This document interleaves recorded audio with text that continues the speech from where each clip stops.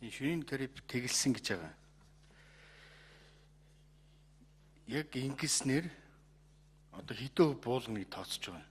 120 мянган өрх юм бол 100 шөнө хэрэгжилж байгаа түлш бол тэр хэмжээгээр багасна гэж харж байгаа юм шиг байна. Нэгдүгээр тэрийг мэдвэр. Хоёрдугаар тийм шөн одоо нэг нарны аккумулятор шиг шөн дулаана хураагаад өдөр нь ялгаруулдаг ийм тоног төхөөрөмжнүүд тийм техник хэрэгсэл одоо энэ Монголд байна уу? Гуравт нь энэ шөнийн юутай холбоотой тэр тоолуурын бэрхшээлийг хэлбэлээс сарж явах хүмүүс ярьж илэн шүү дээ. Ялгамжтай тоолуур байх хэрэгтэй гэдэг. Арай өөр тоолуур яваад шиг байна. Энэ орж ирж байгаа тоолуураа импортын татвараас шилжүүлсэн ч юм уу, нөөцийн татвараас шилжүүлсэн ч юм уу хөнгөлт үзүүлж байгаа юм байгаа юм уу? Тэгхгүйгээр бид нар бол нэг ийм тариф тэгэлсэн болгоод тэгээ энэ тогтоол дээр туссан шиг ингээд нэг жаал хөтөлбөр гаргана, төлөвлөгөө гаргана гэдэг одоо ингээд хэдэн жил явлаа шүү дээ. Энэ бол ямар ч үр дүн бол харагдахгүй. Түлшнийхаа нүүрсний хэрэглээг байхгүй болгож ил бид утаагүй орчинд л амьдрах шүү дээ. Тэгээ энэ өнгөрсөн хугацаанд яг энэ утаа бууруулахын тулд хэдэн тэрбум төгрөг зарсан бэ? Энэ асуултыг бас мэдмээр байна. Яг өнгөрсөн энэ хугацаанд их л олон нүүрс угаах үйлдвэр, их л олон утаагүй түлш үйлдвэр байгуулагдсан да. Одоо тэр хөгжлийн банк бусад орон нутгийн хөгжүүлэх сан, нийслэлийн концесс гэхэд олон газраас ийм үйлдвэр байгуулна гэж мөнгө авсан юм байл. Яг хэдэн төгрөг зарсан юм бэ гэдгийг мэдмээр байна. Нэг ийм дөрвөн асуулт байна. За гүшүнэ. За би та бүхэндээ өнөөдрийн байнгын хорооны хуралд оролцож байгаа ажлын хэсгийн бүрэлдэхүүнийг танилцуулъя. Чулуун бэлэг. Монгол Улсын ерөнхийлөгчийн амьдрах орчин ногоон хөгжлийн бодлогын зөвлөх. Баярлалаа. Даваа самб байгаль орчин аялал жуулчдын яамны хүрээлэн буй орчин байгалийн нөөцийн удирдлагын газрын дарга. Даваа самб дарга байна уу? За сангийн яам хоёрт цогт төсвийн зарлагын хилцээний дарга. Оюун эрдэнэ төсвийн бодлогыг зохицуулах газрын мэргэжилтэн мөн яамны зам тээврийн хөгжлийн яамны төлөөлөл Батболд автотээврийн бодлогын хэрэгжилтийг зохицуулах газрын дарга.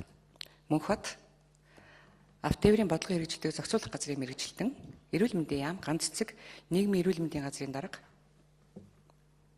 Цогтбаатар нийгмийн эрүүл мэндийн үндэсний төвийн дарга. Эрчим хүчний яам Чимэд орж бодлогын төлөвлөлтийн газрын дарга. Баярбаатар сайдын зөвлөх Телехан эрчим хүчний зохицуулах хорооны дарга. За нийслэлээс Бат Баясгалан нийслэлийн засаг даргын ногоон хөгжил агаарын бохирдлын асуудал хариуцсан орлогч дарга. Нийслэлээс төлөөл байхгүй байна уу тийм ээ?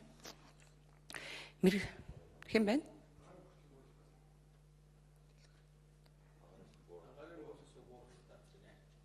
За та орж ирсэн юм уу?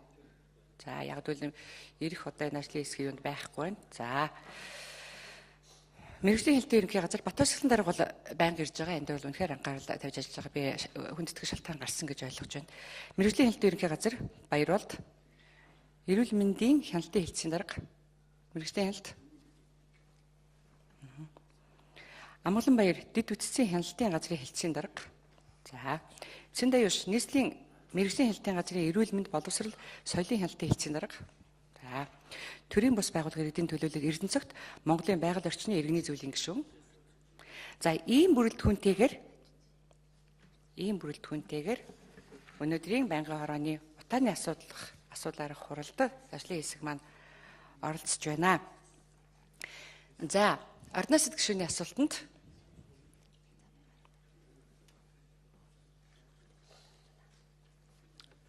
хэн хариулна? Ордноос гишүүний асуултанд хэн хариулна?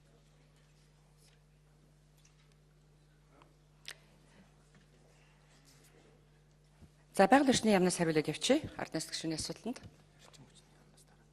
Дараа нь эрчим хүчний яам бэлдэж байгаарай. За. 5 дугаар микрофон. За ордноос гишүүний асуултанд хариулъя. За нийтдээ бол агаарын бохирдлыг бууруулах чиглэлээр 132 тэрбум төгрөг зарцуулсан гэдэг тооцоо судалгаа байгаа. За 132 тэрбум төгрөгнөөс сайжруулсан түлш болон зуухны татаасанд 98% нь баг зарцуулагдсан гэж хэлж болно. За өнөөдөр яг зуухны хэрэглээ бол сайжруулсан зуухны хэрэглээ Улаанбаатар хотын хэмжээнд 2015 оны тооллогоор 99 мянган ширхэг буюу 50%-тай байгаа гэсэн ийм тоотой судалгаа байгаа гэж. За тоолуурын асуудал дээр бол татварын хөнгөлөлтийн асуудлыг агаарын бохирдлыг бууруулах үндэсний хорон дээр одоо оруулахаар бид нэр асуудлыг бэлдээд явж байгаа. Эх 7 хоногт бид нэр агаарын бохирдлыг бууруулах асуудалтай холбоотойгоор ерөнхий сайдын өгсөн чиглэлийн дагуу үзэсгэлэн гаргаж байгаа. Энэ дээр тэр таны яриад байгаа тэр технологийн шийдлүүд бол энэ үзэсгэлэнд тавигдана гэж ийм хариулт өгье. За эрчим хүчний яамнаас бол тэр шөнийн тарифыг тэгэлснээр Тэгээ эрчим хүчний яам арднаа сэтгэгчний асуултанд чим дээр дараа бодлого төлөлтийн газрын дарга нэмж хариулъя.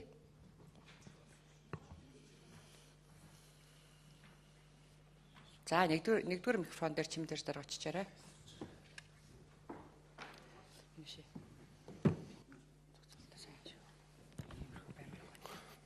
Бано өнөөдөр амгалан айлтгая. Тооллогын хувьд бол бид нар яг тооллогын техникийн шаардлагыг л өгч байгаа. Тарифтай тийм ухаалаг хэлбэрийн өдөр шөнийн нөгөө хэрэглээг нь тооцож болох усаар тийм тооллогыг айл өрхөд тавихыг шаардж байгаа. За одоогийн байдлаар 146 мянган айл өрх Улаанбаатар хотын цахилгаан төвөс сүлжээтэй гэрээтэй байгаа. За эдгээр гэрээтэй айл өрхүүдээс 109 мянга, за 110 мянга орчим нь бол яг тарифтай тоолууртай байгаа. За үлдсэн хэсэг нь бол тоолуургүй хэрэглэгч байгаа. За тоолуургүй хэрэглэгчдэр бол бид нэр тоолуур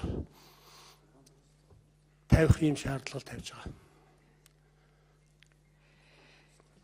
Тэгэхээр чим дээр дараа арднаас гişиг тодорхой асуусан гэр хорооллын цахилгааны тарифыг хөнгөлснөөр үнийг нь хөнгөлснөөр энэ утааг хичнээн хувь бууруулах боломжтой гэж та нар үзэж тооцоо хийсэн бэ гэсэн тодорхой асуулт тавьсан. Тэгэхээр яг одоо утааны тэдэн хөв гэдэгт бол бидэрт хариулах төвхтэй байна л да. Бидний зөвхөн өнөөдрийн техникийн боломж нь бол гэр хорооллын нэг айл өрхөд 2 кВт хүртэл чадaltaй тийм цахилгаан хэрэгслийг халаах хэрэгслийг л тавих тийм л боломж байгаа. Энэ боломжтойгоор тулгуурлал айл өрхийг шөнийн халаах хэрэгсэлтэй зориулж 2 кВт хүртэл цахилгаан халаах хэрэгслийг ашиглаач гэсэн ийм л чиглэл байгаа. Өөрөөр хэлбэл техникийн боломжийн хувьд их үүсвэрийн хүчин чадал өнөөгийн дамжуулах түгээх сүлжээний дамжуулах чадвар нь 2 кВт байгаа. Тэр яг арднаас гишүүний асуусан тодорхой хариултын хувьд бид нэр ямар нэгэн өнөөдөр ингээд хэмжих ийм үзүүлэлтийн хувьд бол хэлэхэд төвөгтэй байгаа учраас дараа жилийн үеийнхтэй харьцуулах юм уу тэр аргаар л тодорхойлохоос өөр боломж байхгүй. Болгүй яах вэ? Арднаас гишүүн 1 минут.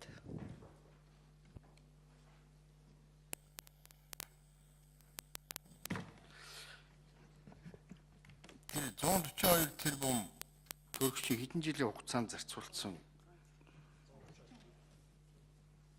142 тэрбум тийм. 32. Энэ хэдэн жилийн хугацаанд зарцуулсан хэмжээний мөнгө ирж байгаа. Жаал 100 авч өгөөд байсан. Наад шөнийн эрчим хүч чинь нэг 100 шиг л ийм бас л нэг юм хийсэн дүрсгээд таягдчих үү дээ. Нэгдүгээр, хоёрдугаарт тэр 99,150-аад нийт өрхийн 50%-ийг бид нэр хангасан гэж байна. Тэгээ өнөөдөр утаа чинь 50% буутсан байна шүү дээ.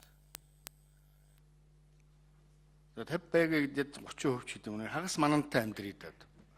Бүтэн манантай байгаа даа байхгүй. Өглөө оройдоо. Тэр одоо хэдэн хөв буулгана, хэдэн хөв буулганыг бид тооцож байгаа гэдэг тооцоол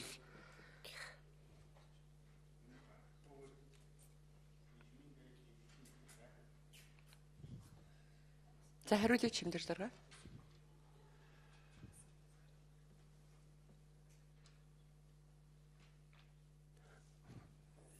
Яг одоо тэр өмнөх 100 дараасан асуудалтай холбоотой ч юм уу байгаль орчны агаар мөхөлтэй холбоотой тэр хөрөнгө оруулалтын асуудал бол яг манай яамар бол яваагүй. Тийм учраас би яг тэр 132 тэрбум төгрөгийн асуудлыг бол манай мэдэхгүй байна. За ерөнхийдөө чимэл дорж дарга.